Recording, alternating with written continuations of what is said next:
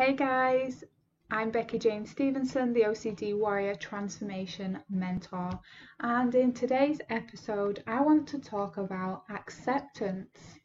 Now, acceptance is the one word that everybody within the OCD community hears, where we read it and is advised through videos, books, blogs, articles, and community groups. But actually, how much do we really understand what acceptance is? And more importantly, how to actually apply it so that it's effective? How do you start working on acceptance? And better yet, how do you do that while applying the warrior attitude to it? So the first step is to really sit with the idea that acceptance doesn't mean that you're agreeing with the content of a thought, an idea, a feeling, a sensation, someone's judgment or opinion or criticism. No matter what it is, you are simply accepting it is what it is, that it's there, that it's happening or has happened.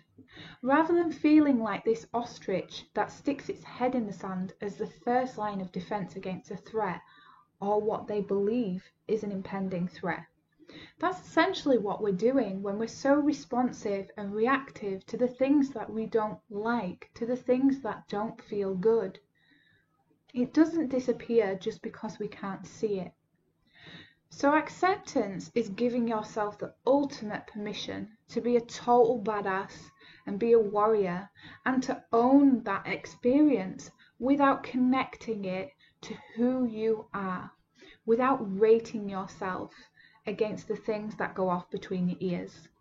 However boring acceptance might sound, or however too simple in the wording that it may seem, or how much you're actually going to feel like, no, I don't want to fucking accept these horrible thoughts. I don't want to accept that maybe I'm a horrible person. Why would I even do that?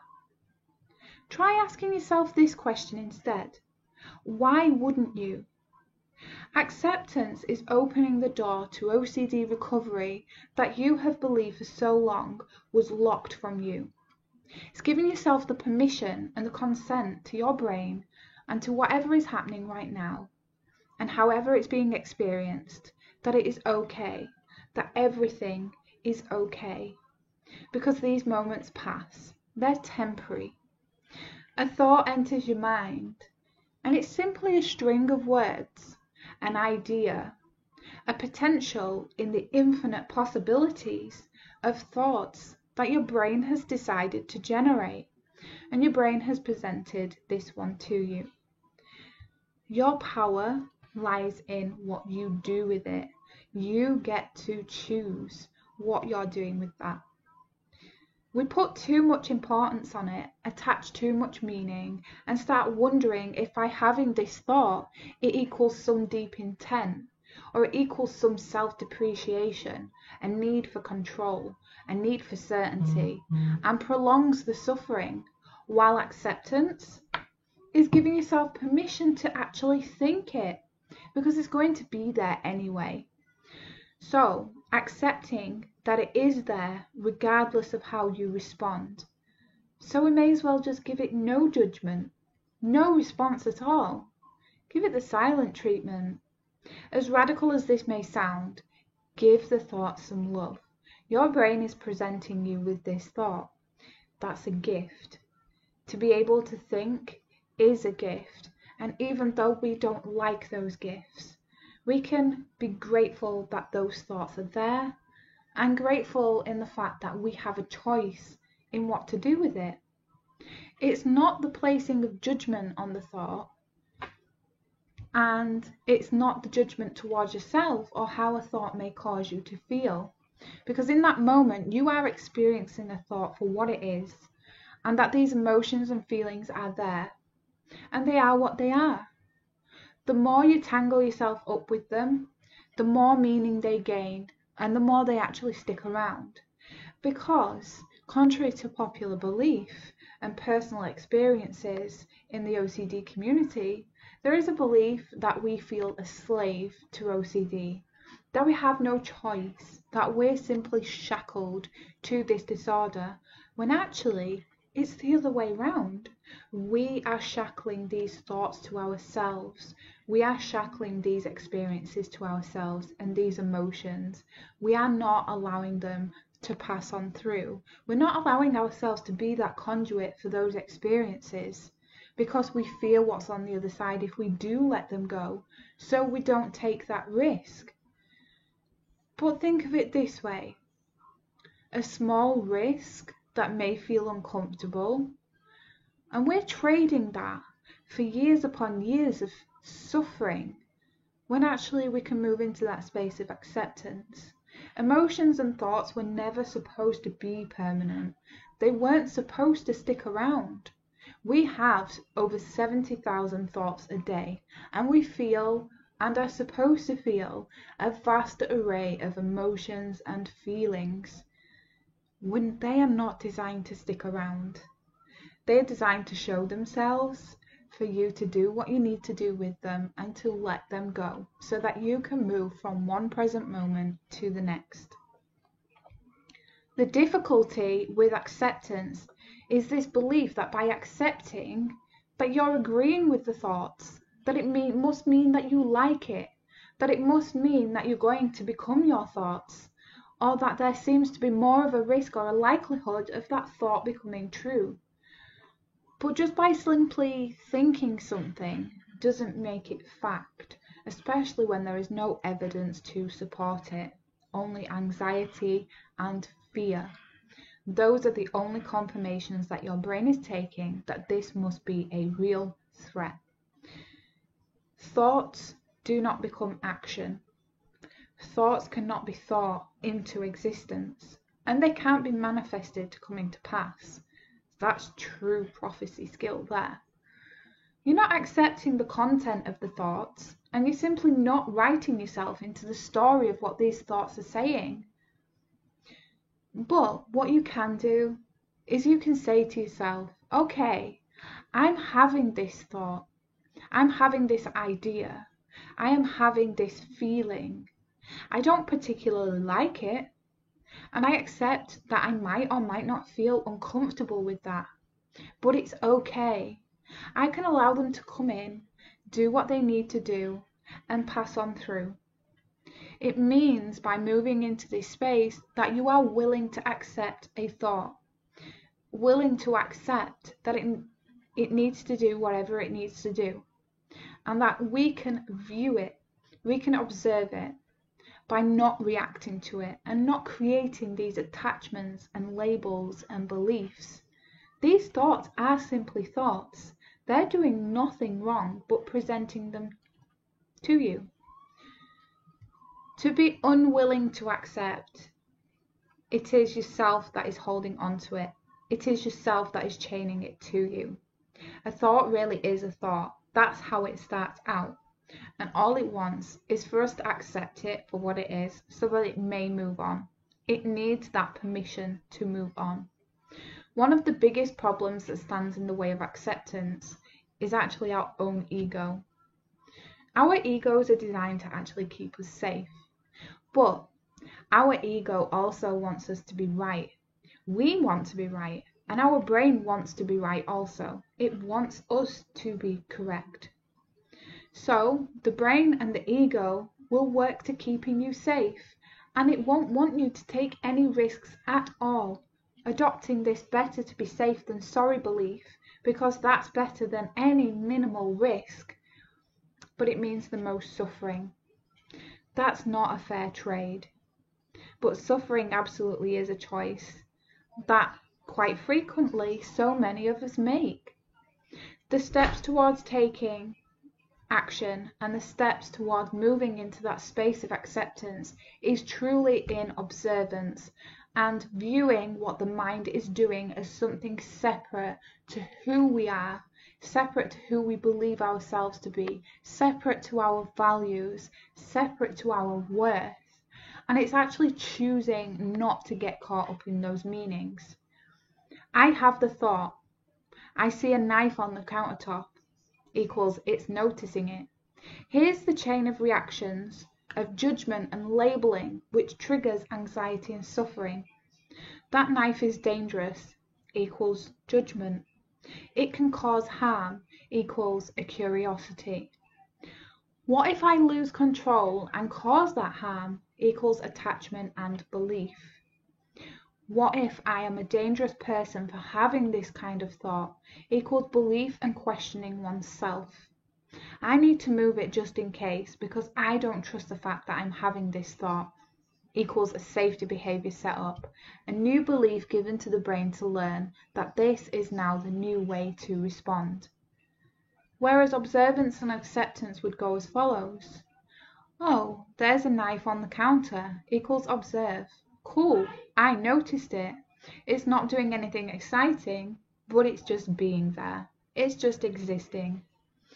A knife is dangerous equals yeah, it could be dangerous because it's sharp, but it's simply being a knife on the countertop minding its own business. The knife could cause harm. Yes, it really could. It could cause harm if someone chose to do that. I'm feeling anxious about the knife. I can't stop looking at it. I can't stop thinking, what if maybe I picked that knife up and caused harm? Equals, that's okay.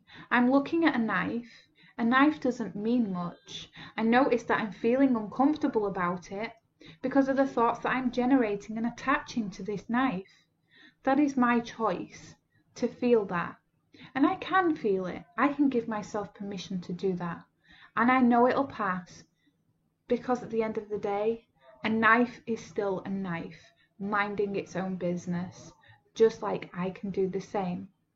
I can accept that absolutely I could cause harm with it. I could absolutely go and pick it up if I wanted to, but I know in this present moment I don't want to, so I won't. I can leave it where it is and continue to feel a little bit uncomfortable temporarily. But what if I lose control and I snap? That equals I could, but in this present moment right now, I haven't lost control, and I haven't snapped in the past or now either. So there isn't really anything to suggest that I will. So I can sit with these uncomfortable feelings. I know that they are there because I'm judging it and hating on this knife. I know that these feelings are coming up because my brain is registering that this knife may be dangerous because of my response. I know that my brain is going to kick in that fight or flight and want to keep me safe. I know my ego is going to want to keep me safe too. Having this thought doesn't really confirm anything. It's just one possible potential. So I can leave the knife where it is and continue about my day, even if that makes me feel uncomfortable, because my thoughts don't mean fact. I can ground and I can refocus and I can recenter myself and move forward with my day. But how do you come from that non-judgmental place when it feels so bad, when we want to get rid of it as fast as possible? Especially when deep breathing isn't cutting the mustard and deep breathing isn't enough in that moment, when you feel like you're about to freak out or you're actually freaking out. By giving yourself permission to experience that freak out, to experience what's going on fully, to give yourself permission to be in the thick of it and feel like you're in those trenches, but it feels bad. Give yourself permission for it to feel however it needs to feel. Validate that. Validate yourself. But you want certainty and safety. So give yourself permission to have the thought without engaging in that meaning. Sit with it. Feel what you need to feel. Recognize the emotions and sensations. You can absolutely label those and give them a name, because you are not your OCD. You are not your anxiety. You are not your thoughts, and you are not personified by the emotions and the experiences you feel. Just today, I was having a conversation with a client of mine, and we were talking about the difference of acceptance and suffering. So imagine not accepting something and being quite reactive to a thought or an experience or a feeling or an idea or a fear, no matter what it may be. Imagine that that's like being in quicksand, that the more reactive we are, the faster we sink into that sand. The more that we struggle, the more that it hastens that difficulty in that quicksand where we can't get ourselves out and become more and more stuck. But yet to move into a place of acceptance, which is being present, which is being still, which is allowing those emotions and that anxiety to calm itself down, and in essence calming ourselves down by giving ourselves permission to do that. When we stop struggling against that quicksand, what usually happens, when we've seen it on the movies and TV programs, that somebody comes along with a rope and we stop sinking lower and lower into the sand, and we grab onto the rope and we're able to be freed from that quicksand. Only you are your own hero. That acceptance is your rope, and all you got to do is grab hold of it and stop fighting against these experiences, because they're going to be there whether you want them to or not. There is no way to eradicate the human experience and emotions. It's deciding how you can live your life according to your values rather than living to the rules of anxiety and safety and this need for control, because suffering with it is absolutely a choice and pain isn't.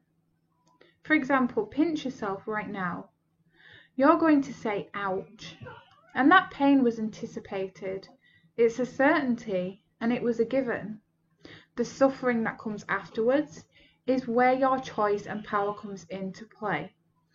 What you pay attention to is up to you. Do you accept that you just pinched yourself and it hurt for a second, sit with that and then move on? Or do you put yourself through the sufferance and giving the decision attention? Why did I just pinch myself? Why would I do that? I knew it would hurt. I'm such an idiot. It's the same with a thought. Do you take it for what it is, or do you attach all of these meanings to it? You are not chained to OCD, so why believe that you are? There's a very popular Buddhist metaphor about two arrows. The first arrow strikes and it's painful. It hurts and it causes pain. That's a certainty. The second arrow that is fired is our reaction and judgment to that first arrow, and judgment to the pain and how it feels, and how annoyed we might feel that someone fired an arrow at us in the first place. It's the sufferance, the belief and the reaction that are attached to this first arrow. The judgment and the self-talk that actually feels worse than the first arrow, since the first arrow actually only hurts for a temporary time before we start to heal. Where the second arrow is, we tend to walk around with this wound open for some time, and we're doing it by choice. Learning how to recognize this pattern means that you become quicker at spotting that second arrow, turning it back around and allowing it to fall to the floor. Just like thoughts, they're not really good or bad, they're just words strung together, like a train pulls its carriages. So suffering with OCD is in the attachment and the meaning that OCD is given. It's not easy to accept thoughts being there, and it's hard to even imagine that you could want to accept those thoughts or even want to invite them to be there. It's going to feel like it goes against everything that you know, that it goes against your instincts for safety and for certainty. It's uncomfortable and it sucks and it's a rough road.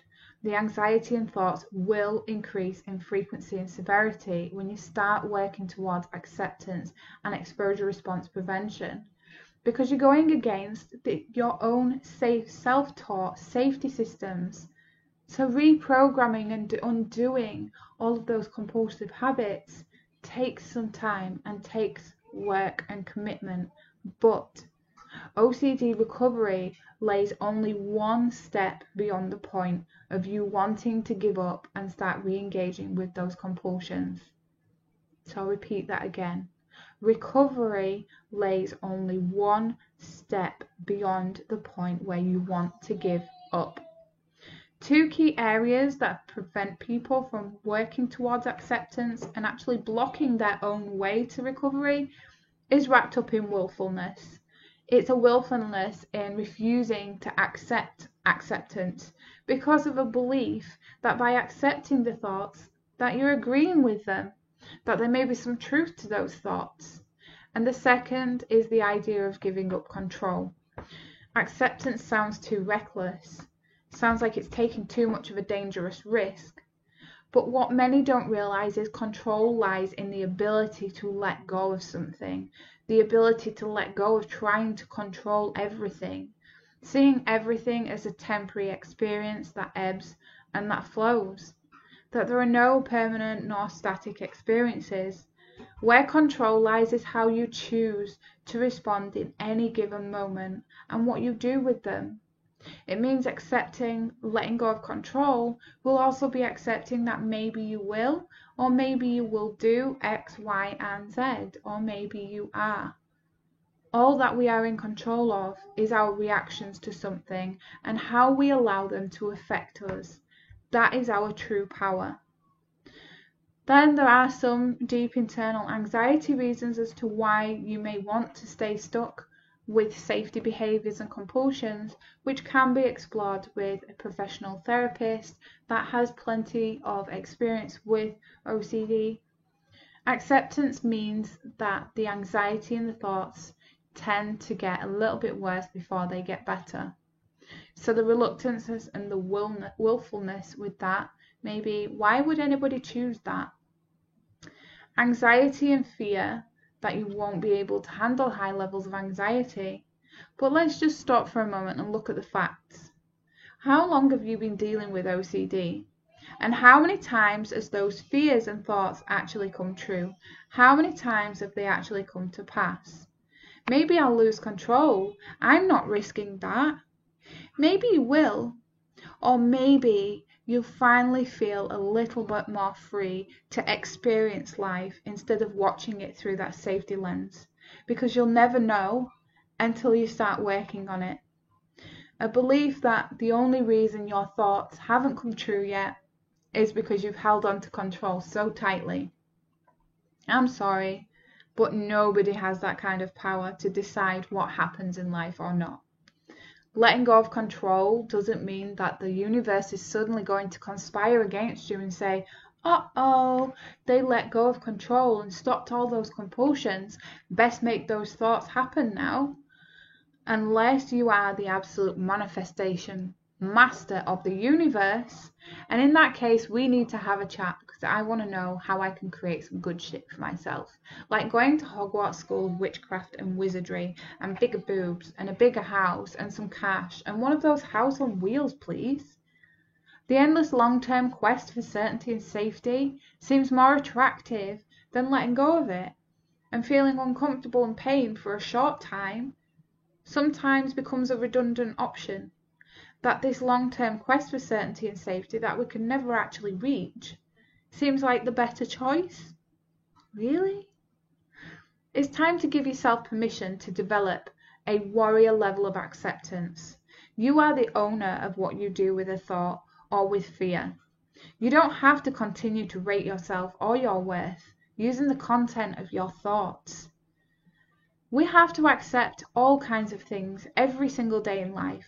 The weather being crap, the fact that the UK have just gone into another lockdown.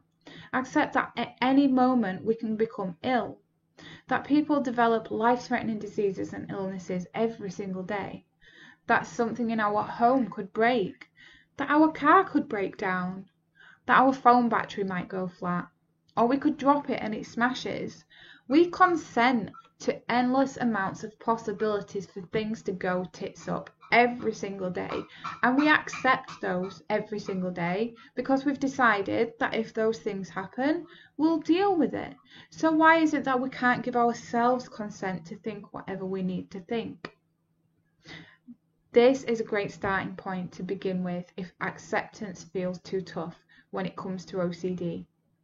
By asking yourself, or asking the OCD, what else have you got, is one of the quickest ways to flip the coin of anxiety into curiosity, because anxiety and curiosity are two sides of the same coin.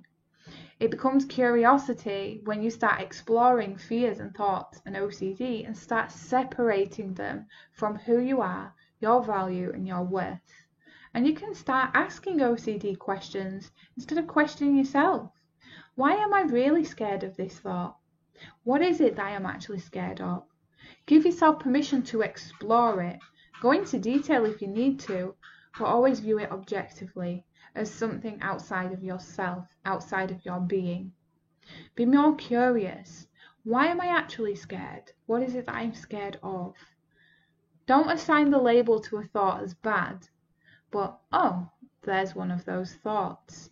What is it about thoughts that I don't like? By coming from a place of curiosity, you are allowing yourself to observe a thought or belief for what it is, rather than fearing what you think it means. This has been another episode with Becky Jane Stevenson, the OCD Transformation Mentor. I have lots of other episodes planned, but in the meantime, you can find me on Facebook, Becky Jane Stevenson, or you can find me on theocdwarrior.com. And if there are any other topics you would like me to upload onto this channel, please drop them in the comments and I'll ensure that there are plenty of these videos for you to view.